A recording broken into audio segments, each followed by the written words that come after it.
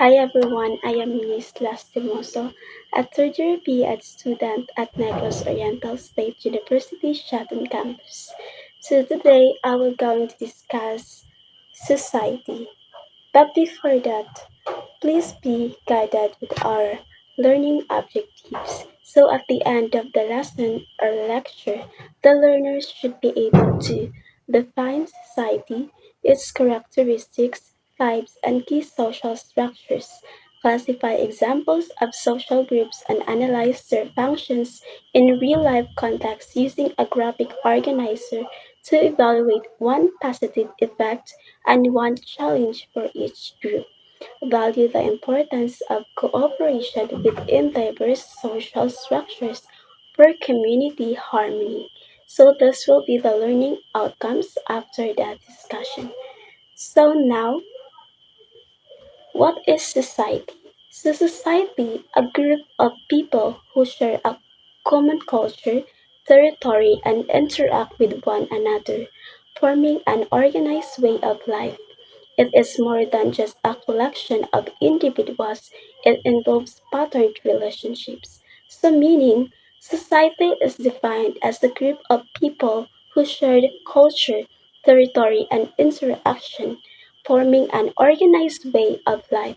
So, this emphasizes that society is not just random, it is just structured and patterned. People are connected through rules, norms, and rules that guide behavior. So without these patterns, social life would be chaotic.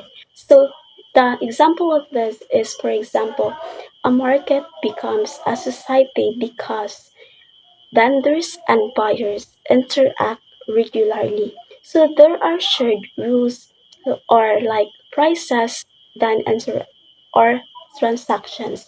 So rules exist like seller and customer. So that is society. Now let's proceed to the importance of studying society. So understanding society helps us organize the forces that shape our behavior, appreciate cultural diversity, navigate social problems like inequality or globalization's effects, and contribute effectively to community harmony. So, meaning, studying society helps individuals understand why people behave the way they do. So, it allows learners to appreciate cultural differences, address social problems, and actively contribute to community development. So, it also encourages social awareness, which is necessary in a rapidly changing and globalized world.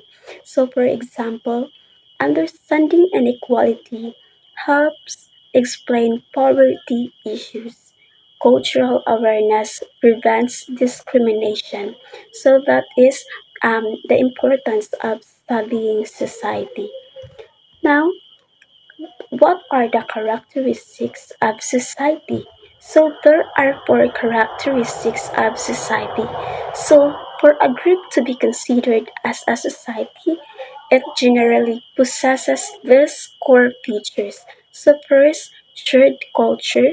Second, social interaction. Third, common territory. And lastly, organized relationships or social structure. But let us first define what is shared culture. So when we say shared culture, so it talks about beliefs, traditions, and values. So the example of this like school values, then social interaction, it is about communication and cooperation. The example of this is teacher and student communication. Third, common territory. So it is about shared physical or visual space, like for example, campus or school. Then fourth or lastly is the organized relationships. So these characteristics talk about stable social structure. Example of this are administrators, teachers, and students. So next, let's move forward to social structure. So social structure refers to the patterned, enduring relationships that organize society. It creates the framework within which we live. So meaning, social structures refers to the framework that organizes society. So it provides stability and predictability in social interactions. Institutions address basic societal needs. For example, family shapes values and identity. Second, education prepares individuals for work and citizenship. Third, religion guides moral decisions. So now let's move forward to social rules and status. So social rules and status refers to a position in society, while rules are the behaviors expected from that position. So this guide how individuals act in different social contexts. So for example, a teacher's status requires rules such as teaching responsibly. So while a student's role involves learning and following school rules. So that is social rules and status. Social stratification refers to inequality in access to resources, power, and prestige. So this affects opportunities and life chances of individuals. For example, some students may have access to gadgets and internet, while others struggle, highlighting unequal access in society. So that is social stratification. Now, let's move forward to the types of society. So there are two types of society. So first, simple society or traditional, then second, complex society or modern. So societies evolve based on their complexity and technological development. So meaning societies evolve over time. So simple societies are traditional and small scale, while complex societies are modern and technology driven. So the example of this is rural farming communities represent simple societies, while urban cities with advanced industries represent complex society. So those are the two types of society. So let's move forward to social groups in society. So there are three social groups in society, and these are primary groups, secondary groups, diverse or modern groups. So groups are collections of people who interact according to shared expectation. So social groups shape identity and behavior. So these three social groups in society they differ in size, purpose, and emotional connection. So, for example, family provides emotional support. School organizations develop teamwork. Online communities influence interests and opinions. So, those are the examples of these three social groups in society. Now, let's move forward to socialization. So, socialization is the lifelong process through which individuals learn and internalize the norms, values, beliefs, and behaviors appropriate to their social position. So, meaning, socialization is a lifelong process where individuals learn norms and values. So, it begins in childhood and continues throughout life. So, early influence. So, for example, family teaches manners, school teaches discipline, and media influences beliefs. So, early influence is the primary groups or family are crucial in childhood for instilling fundamental norms. Later adaptation is the secondary and virtual groups help individuals adapt rules and behaviors throughout adolescence and adulthood, especially amid rapid digital communication. So, this are the two types of socialization, the early influence and the later adaptation. Now let's talk about social interaction and norms. So, social interaction is the dynamic process through which people act in relation to others. So, this interaction builds and maintains community, while norms, rules, or expectations that guide appropriate behavior within a society. So, norms regulate behavior and maintain order. So, there are two types of norms, which are the cultural cultural relativity and order and disorder. So, cultural relativity explains why norms differ across societies. So, norms are culturally specific. So, for example, norms around hospitality differ significantly between the Philippines and other nations. Then, order and disorder. Norms enforce social order. Violations of norms lead to social disorder or sanctions.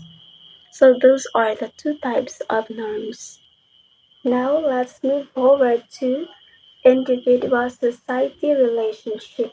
So this relationship is reciprocal. So there are two um, types of individual society relationships. So the first one is society molds the individual.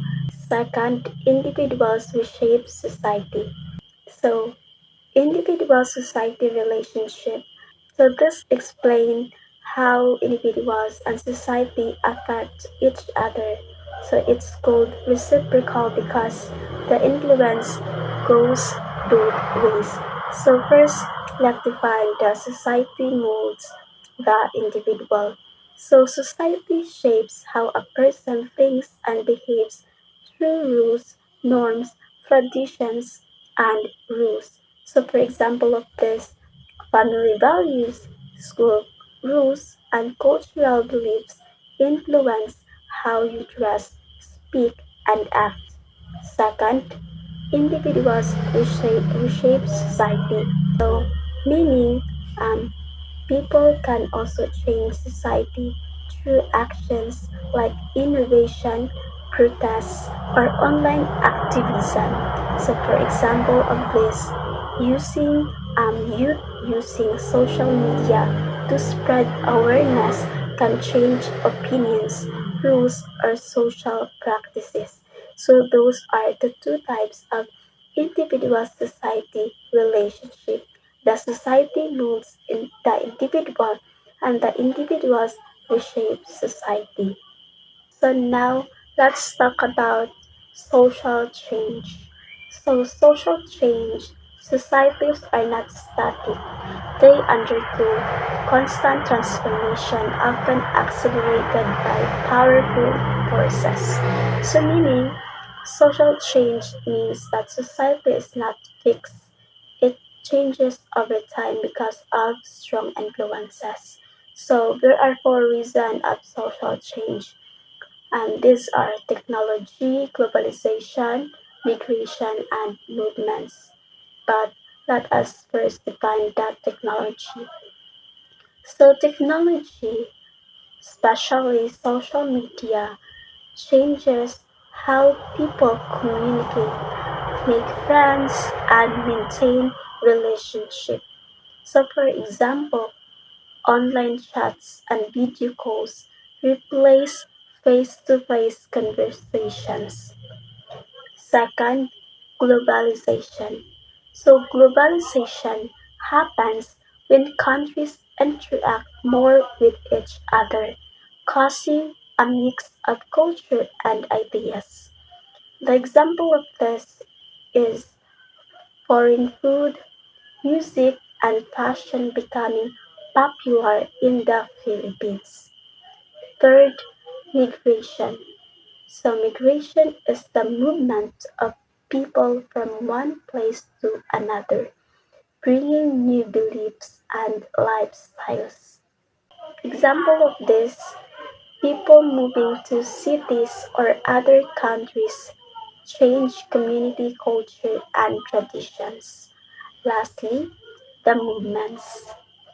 Social movements are organized actions aiming to change laws, norms, or social structures. Example, civil rights movements fighting for equality and justice. So those are the four reasons of social change: the technology, globalization, migration, and lastly, the movements.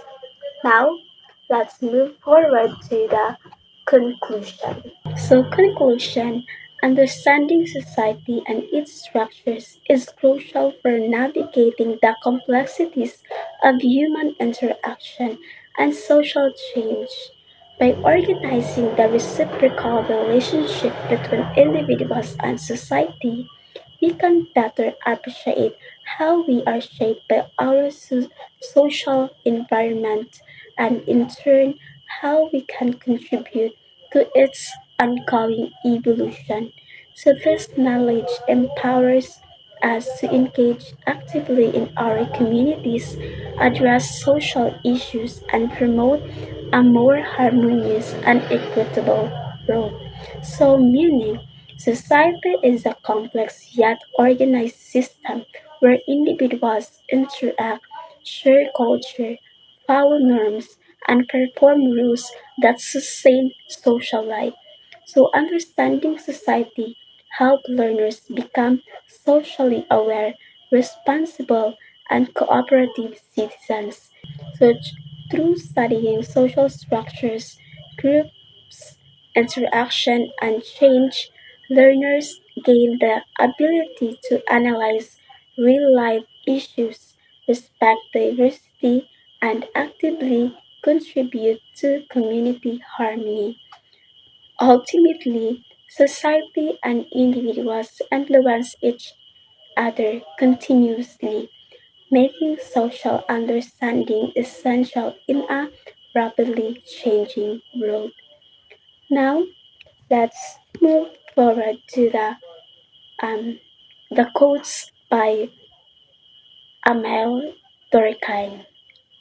So, according to Emile Durkheim, society is not a mere collection of individuals; it is a system of relationships. So, Emile Durkheim quote means that society is more than just a group of people. It is built on relationships, interactions, and shared values. Society functions through cooperation, rules, and social norms, which create order, stability, and a sense of shared purpose. So, these are the references, and thank you and God bless.